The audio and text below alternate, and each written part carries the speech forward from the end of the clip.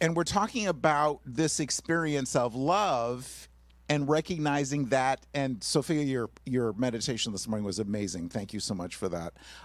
Talking about this experience of love and recognizing it being everywhere, present in everyone, in everything, and in life around us. I was reminded of the song from the movie Urban Cowboy that was recorded by Johnny Lee in 1980. 43 years ago. Dang, I know, right? Where have we been? Oh my goodness. But you might remember, and I won't sing it because I love you all way too much to do that to you, but looking for love in all, he sings about looking for love in all the wrong places and too many faces and so on and so on and so on. And I don't know about you, but I've done that. Looking outside myself, I will love myself as soon as you love me. I will approve of myself as soon as you approve of me. And my experience has been, and I bet yours as well, if you've been through this, is it just doesn't work. So rather than looking for love, and at any point when we recognize that life is lived from the inside out, but life really is lived from the inside out. And unless and until we recognize that we're the beloved, anything that anybody else says, anything that anybody else gives us is not going to do it. It's just not going to do it until we recognize the truth of our being. In 2023, it's pretty amazing out there because the good news is with social media, with, Twitter and Facebook and Instagram, and there's a new one out there that I hadn't heard of, but they keep popping up. And Twitter, I guess, is now X. X? Y, Q, X, I think, yeah. So the good news is we get to hear everybody's opinion about everything. Isn't that nice? The bad news is we get to hear everybody's opinion about everything, right? Yeah, so it kind of goes both ways, including influencers. And I'd like to know who started that, and who are you influencing, and why am I allowing myself to be influenced by somebody else's opinion? Because at the end of the day, that's all it is somebody else's opinion. It's just, may we recognize when it doesn't make sense for us that it's just background noise. It's a car backfiring. It's the kids yelling and screaming and having a wonderful time. It's just whatever it is, but it's just background noise that has no effect on us unless and until we allow it to. So important for us to recognize that. So consider your life, everything that's happened up till 10:23 Pacific time, 10:23 a.m. Pacific time on September 10th. Everything, and we won't spend the rest of the day or the rest of the week on this, but just consider we've had amazing, and I have, and I know that you have as well, you've had amazing, wonderful, heart-opening, loving, nurturing experiences. And you've probably had some heartbreak as well. Some things that didn't go the way that you expected. The things that I had no idea that was going to happen that way. And yet, through all of it, here we are. Here we are. Because through all of those experiences, and whether we judge them or label them as good or bad or wonderful or awful or heartbreaking, through those experiences, we were always loved, always nurtured, always divinely guided, even though it might not have felt like it or seemed like it at the time. When we look back, we can see, wow. So I want to talk today about love, starting with that love that life, with a capital L, has for us. And whatever words you use for God, Spirit, the universe, the infinite, the divine, your higher power. Consider this loving, nurturing presence that Jesus talked about in the New Testament as the truth of our being, as part of who and what we are. You might have read some of the writings of Emma Curtis Hopkins. She's from back in the day. I think it was Ernest Holmes. I got to go back and look at my early New Thought class notes, but it was Ernest Holmes and Emma Curtis Hopkins and Mary Baker Eddy and Melinda Kramer and Raymond Charles Barker and those kinds of people. And one of the wonderful books that Emma Curtis Hopkins wrote, and if you haven't read it, I invite you to consider, it's Scientific Christian Mental Practice. And in the beginning of the book, she talks about our good. And in the book she writes, can you name now exactly what your mind is seeking? You would soon be set on the right track for finding what you're seeking if you could name what you want.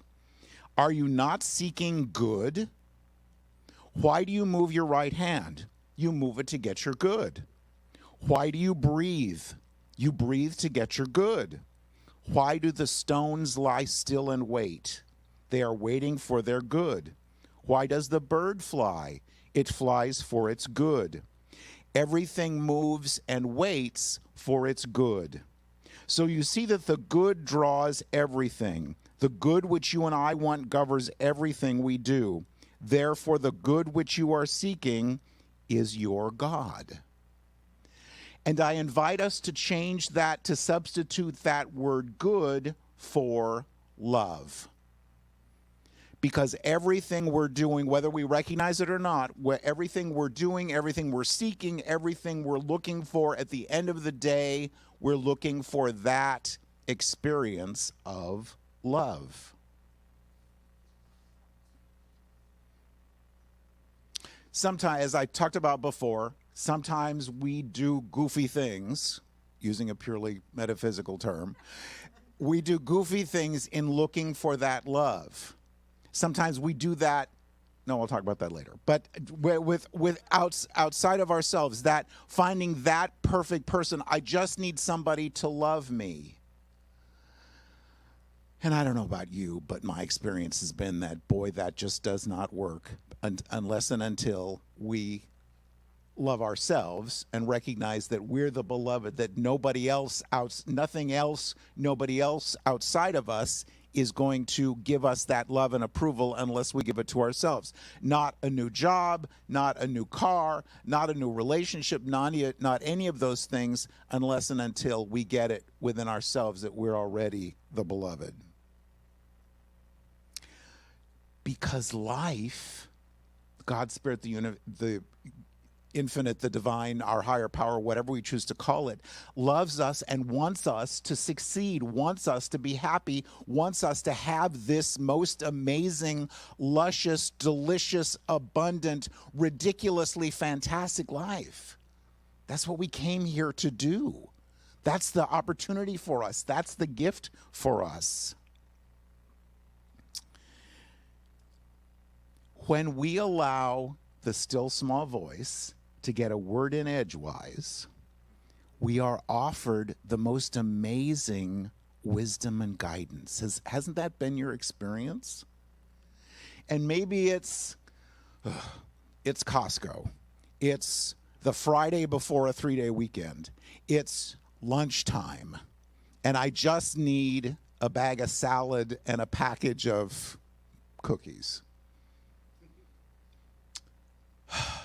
In La Mesa, been to Costco, La Mesa lately? I love to pick on Costco in case you haven't noticed. So and they love me, and they don't know it yet, but they do, so it's all right. But so they're constructing, and so we've got a tight parking lot anyway, and now we're going to take up some of those parking places because we're constructing. So fine. So,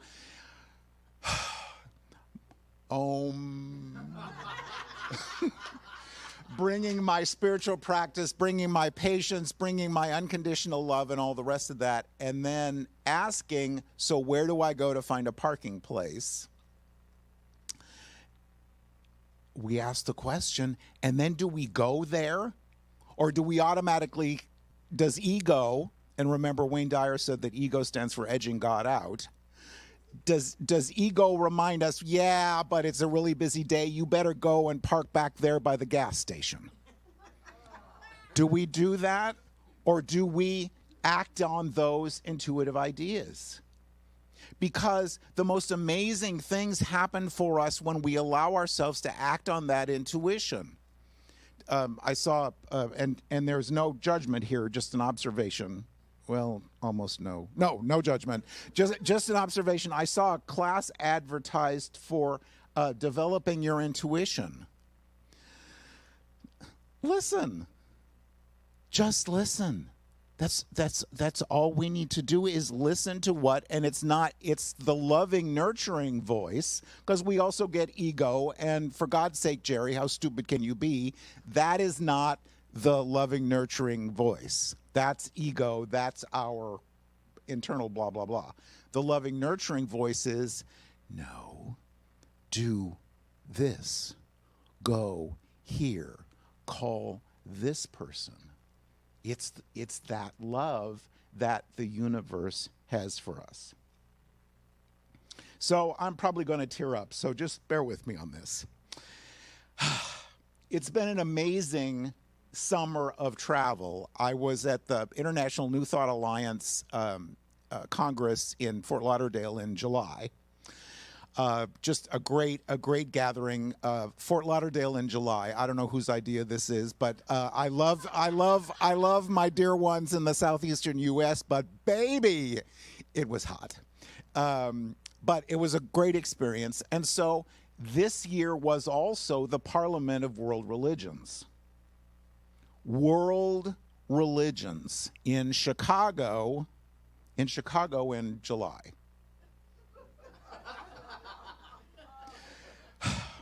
Thank the heavens for air conditioning. So the Parliament of World Religions only happens every 4 years. In Chicago this year, about 7,000 of my closest friends and I gathering in this amazing, huge, gigantic convention center in downtown Chicago. The building was amazing. The experience was glorious. But as I'm preparing for this, it's important for me to go representing the affiliated New Thought Network, Anton. And we've got our conference the beginning of October. So I'm like, well, I don't know. And the still small voice says, go. Okay. So I go. And it's wonderful and it's amazing, and I'm seeing people that I haven't seen in a long time, and it's really neat. And so the opening ceremony was on a Monday, and it's in this room that's about the size of from where I'm standing to the back door for the apartment building across the street. I mean, we're talking 6,000 to 7,000 chairs. So this is an amazing room. And so it's the opening ceremony, and I'm running a little late, and I'm stopping to talk to people, and the still small voice says, okay, you need to get into this opening ceremony. So, fine. Came in, sat down, and they did the opening credits and so forth, and they're introducing the Parliament of World Religions Board of Directors, and they're up on the monitor with the photos. And so they're going through, and the president and vice president and the members of the board of directors, and they keep scrolling past. Now, I need to set the story up for you. My late husband and I met in 1985 at Metropolitan Community Church, MCC, in San Diego. And the first couple that we became friends with were Ralph and Tom. And Ralph and Tom and Jerry, my husband was Jerry also, became fast friends. We traveled together. We did wonderful things together. They were dear friends. And Tom always talked about his son, Michael. And Michael he wasn't a minister, but he was involved in the Presbyterian church. Very involved, and lived in Chicago, lived in Germany, lived in different places. And we never met him personally, but always heard about about Michael and the wonderful things he was doing. So it's July of 2023, and I'm sitting in this huge room, and the faces are scrolling of the board of directors, and the next one that scrolls is Michael Trice. So, whipped out the phone, found him on Facebook, friended him on Facebook, said, Michael, it's Jerry of Jerry and Jerry. Are you here? Can we get together at some point? And he's like, oh my God, where are you? So, came back, hug. Oh my God, it's so wonderful to see you. I've heard about you for years and centuries and decades. How wonderful. It's so great to see you. We'll connect later in the week. We didn't. He was busy. I was busy. So, Friday afternoon, time to come home, Ubered to the airport, sitting in Chicago O'Hare International Airport with however many thousand of my closest friends. And I'm at the gate, sitting, waiting to come to San Diego. And the gate next to my gate is going to Seattle. And who walks past me but Michael? So we sat down and we talked and we cried and we laughed and we had an amazing visit. And if I had not allowed myself to act on those intuitive ideas that came to me and get out of my way and allow Spirit to do what Spirit does, I would have missed out on this amazing opportunity.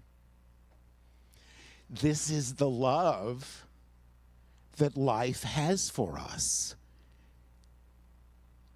that we miss out on if we're not paying attention.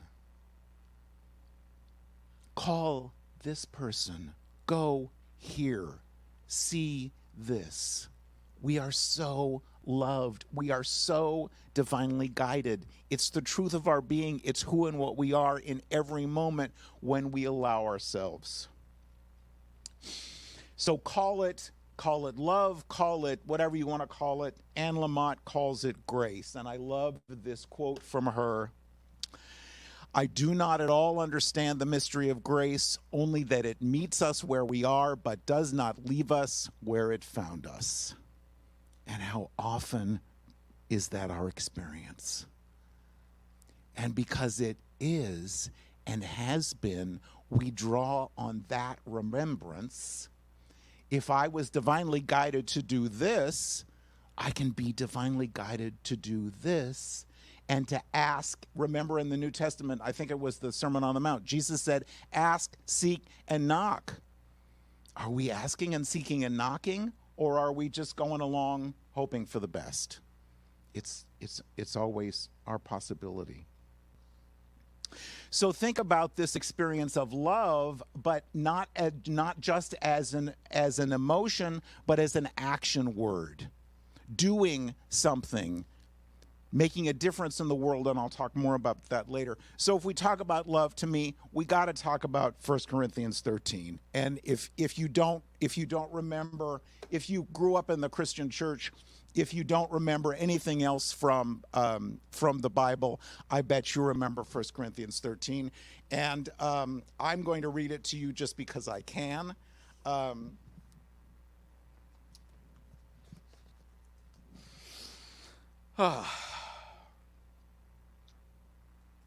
Though I speak with the tongues of men and of angels and have not love in my heart, I am become as a sounding brass or a tinkling cymbal.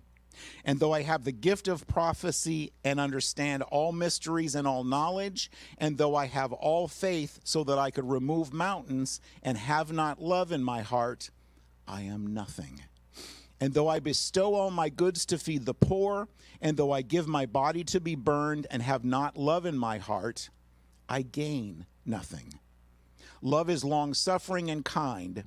Love does not envy. Love does not make a vain display of itself and does not boast, does not behave itself unseemly, seeks not its own, is not easily provoked, thinks no evil, rejoices not over iniquity, but rejoices in the truth, bears all things, believes all things, hopes all things, endures all things.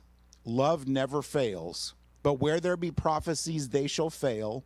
Where there be tongues, they shall cease. Where there be knowledge, it shall vanish away.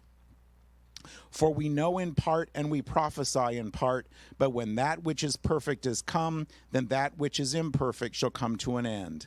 When I was a child, I spoke as a child, I understood as a child, I thought as a child, but when I became a man, I put away childish things.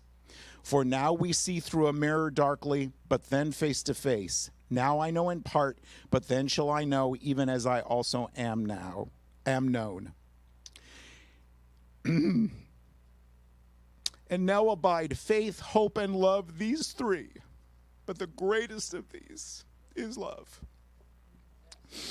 You know, when I write this talk, I don't know why I do it, when it's going to make me cry, and I know it's going to make me cry, but that's okay. Thank you. Thank you.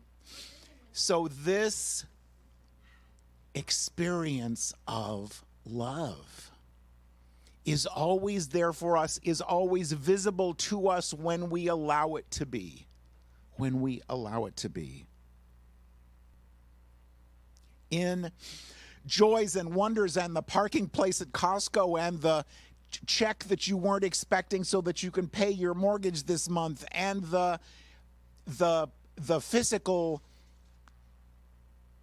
opportunity, the doctor, the interaction with the doctor that turns out to be greater than we could have possibly imagined, all of these things, as well as those things that we didn't want, that we weren't expecting, that we weren't planning on. There is this love right in the middle of that. So expressing love, so talking about Spirit expressing love for us in every moment of every day. There is also the opportunity, and I will never tell you about what you have to do, but what you have to do is also express that love for yourself. How important it is for us to do that. We talked, I think it was last month, about our joys and our passions and our what makes our tails wag and our hearts sing and all the rest of that, and how important it is to recognize, that's why we're here. That's why we're here, is to do those things that really light us up. And as we do that, recognizing our worth and our value, that we are the beloved, that we are the expression and experience of Spirit just as everyone else is. Because remember, in the New Testament, Jesus was asked, what's the greatest commandment? And he said, to love the Lord with all your heart, mind, and soul, and to love your neighbor as yourself. Reverend Suzette was talking last Sunday, and I was reminded of and she talked a little about where we fit in the scheme of things. And being raised Lutheran, I was reminded of joy. So it's Jesus is first, then others, then yourself. So Jesus, others, you.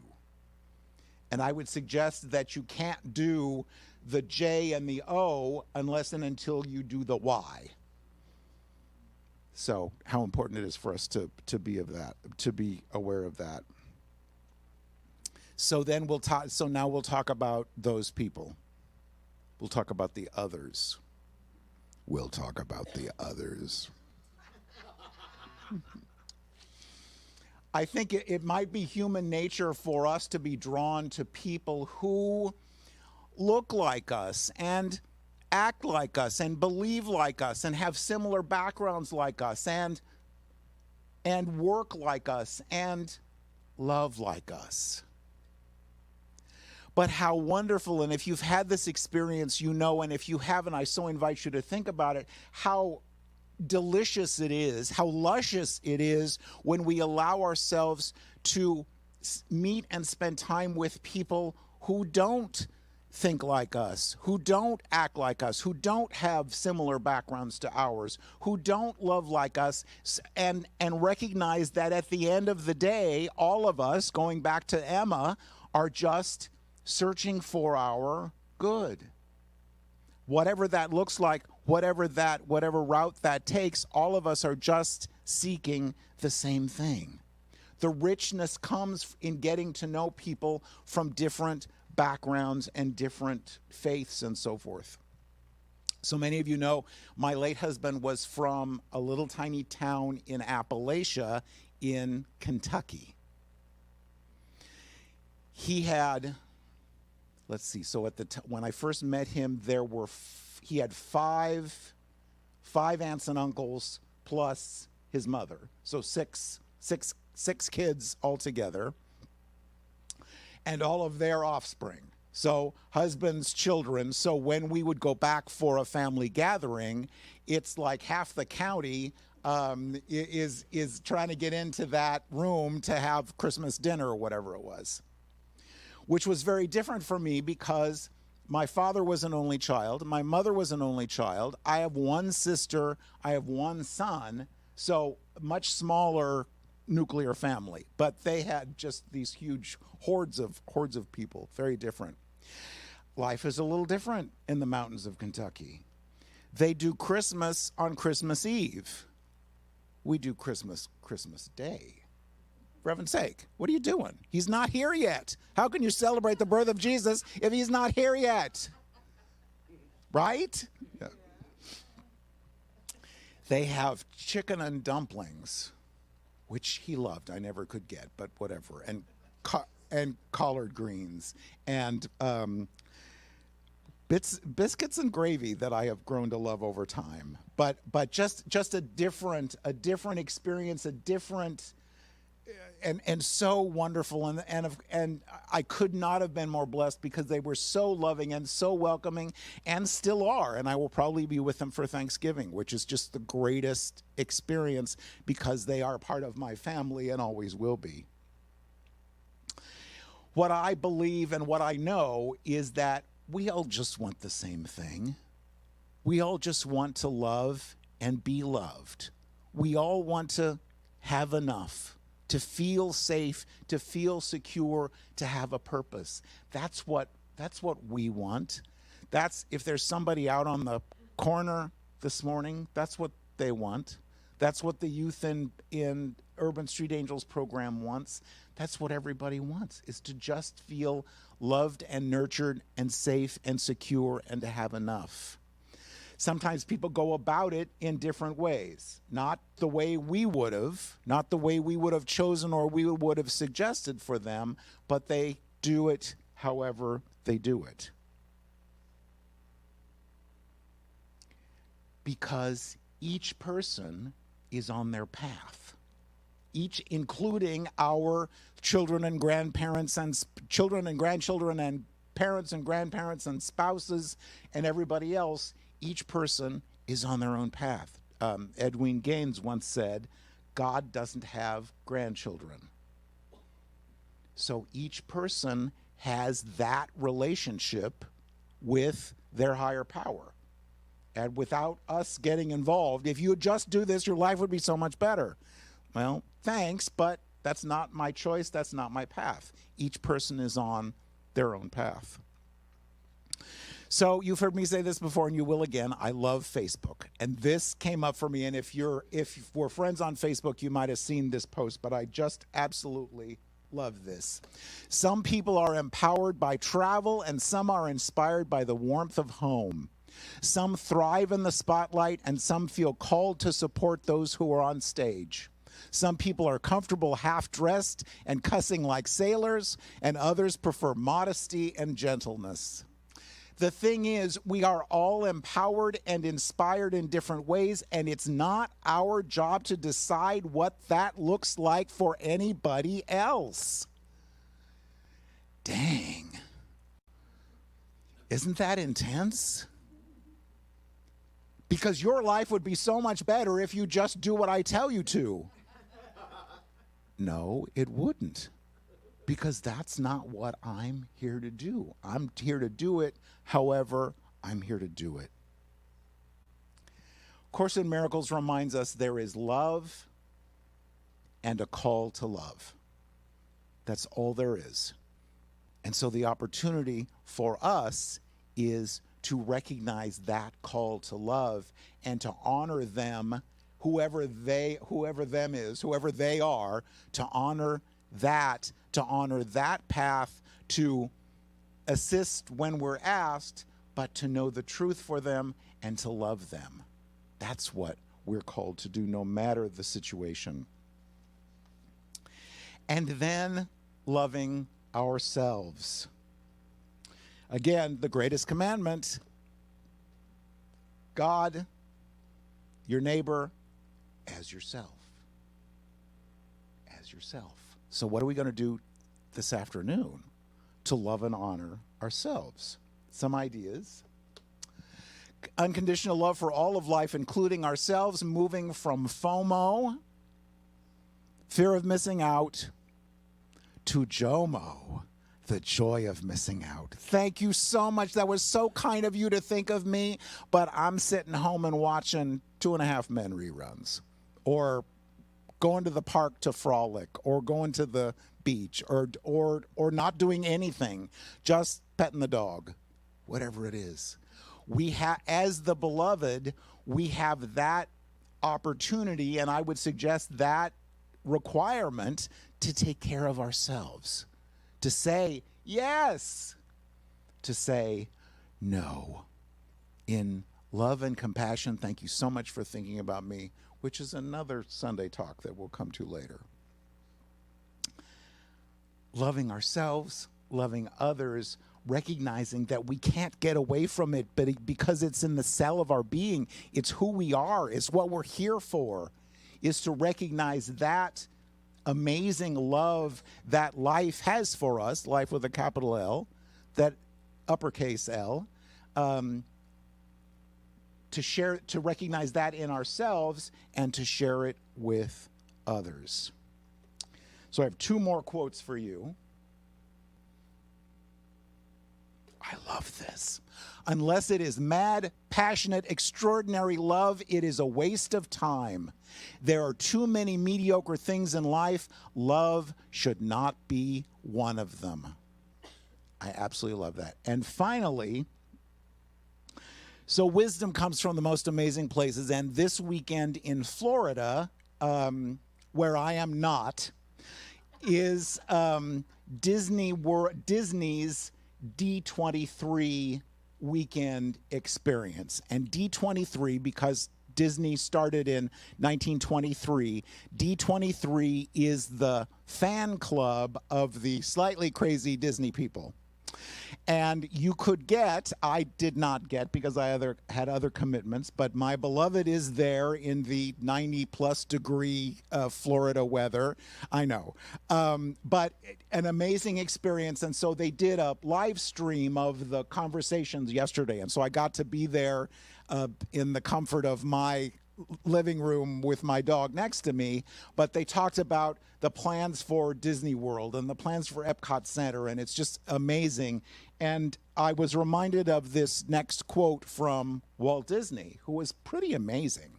I mean, this guy was pretty amazing. And so I want to share this last slide with you.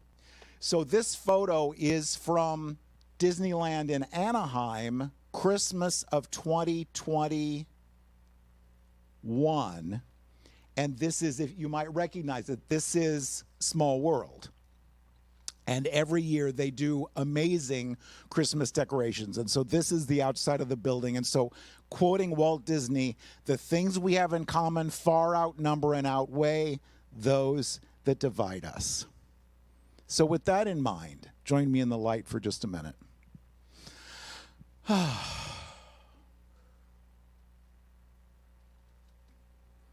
So in the peace and the quiet of this moment, we allow ourselves to be reminded of our oneness with the God presence, with one another, and with all of life. And we give such great thanks for the opportunity to be together today, to be reminded of the truth of who we are, And so moving forward, we allow ourselves to listen to the still small voice, to be reminded that we are so loved and so nurtured and so divinely guided, and allow ourselves to ask, seek, and knock when we need to, and then act on those intuitive ideas that come to us. We allow ourselves to be reminded when we look in the mirror that we are the beloved. Already in this moment, don't need to do anything, don't need to release anything. Right here in this moment, we are the beloved. And as we recognize that each person we think of, each person we see, each person we come in contact with is that essence and expression of spirit as well, that they are the beloved. And so we allow ourselves moving forward to meet people and experiences and opportunities coming from that place of love, knowing again that there is love and a call to love. So for our time together, for this beloved spiritual community, we give great thanks. And together we say, and so it is.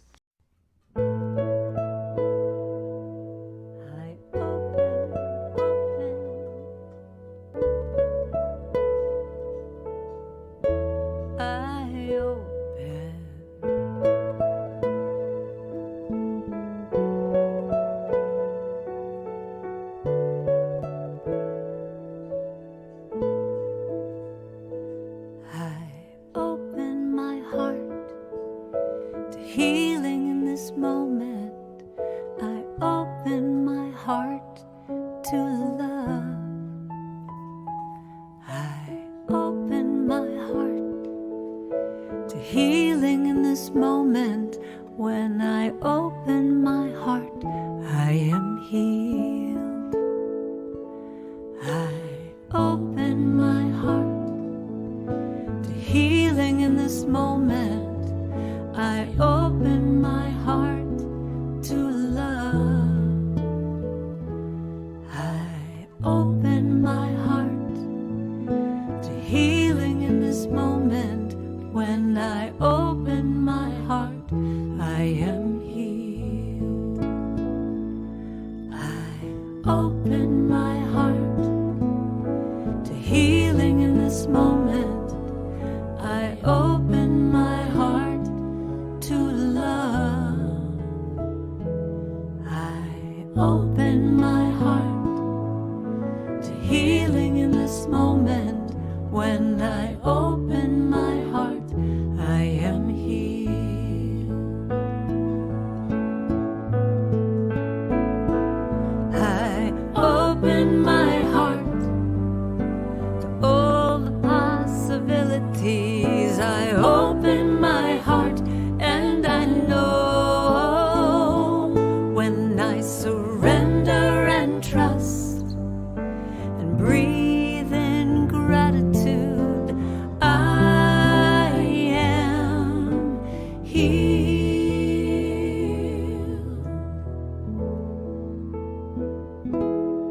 I open my heart to healing in this moment. I open my heart to love. I open my heart, healing in this moment. When I open my heart, I am healed. I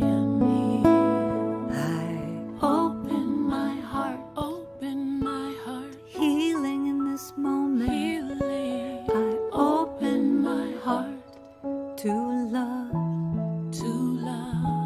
I open my heart, to healing in this moment. When I open my heart, I am healed. When I open my